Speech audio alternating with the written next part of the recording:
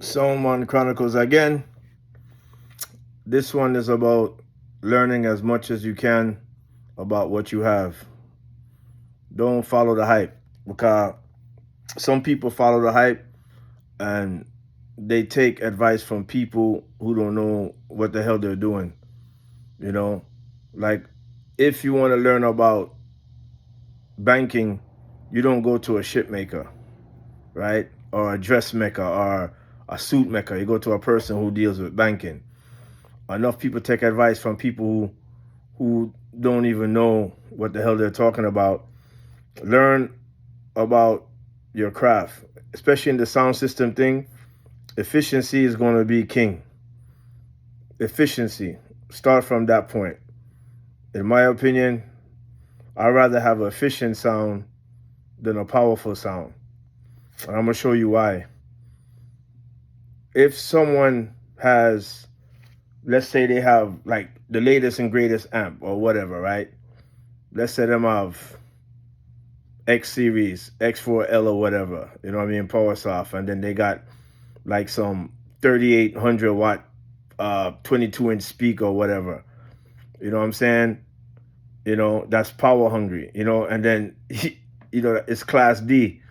So remember, you have to put class in it too. There's A, B, there's D, there's H, there's I, Chrono I Tech, there's G. You have to learn these things because these things play a role in how the amplifier sounds or how it reproduces sound, right? So you can run rings around that person, but like in the right box, you have to set a box them too. See?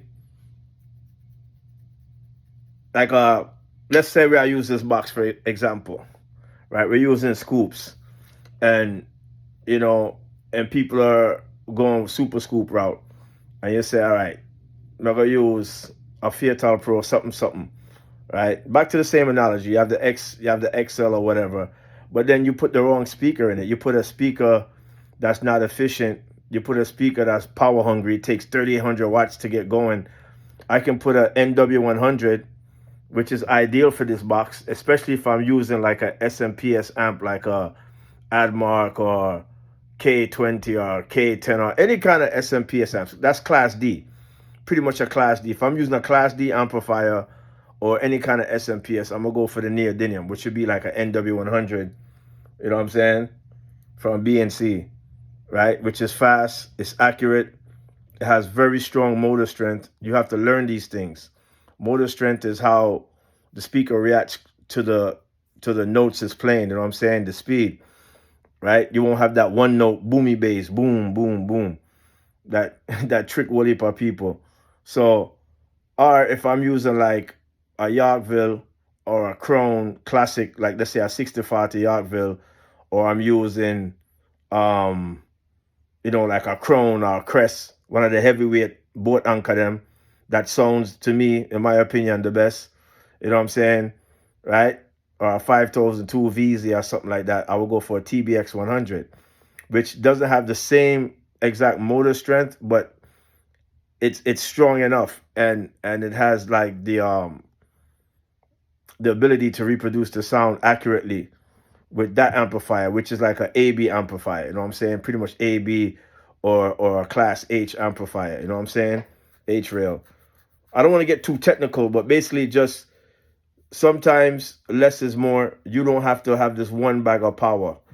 Efficiency is key.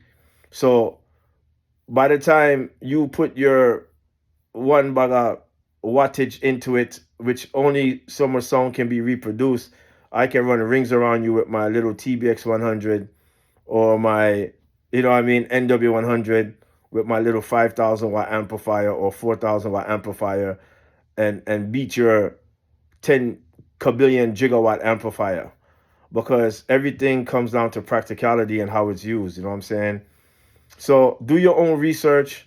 Long story short, learn efficiency, learn what type of speakers perform in which enclosures, whether it be a scoop, bass reflex, bandpass, whatever you.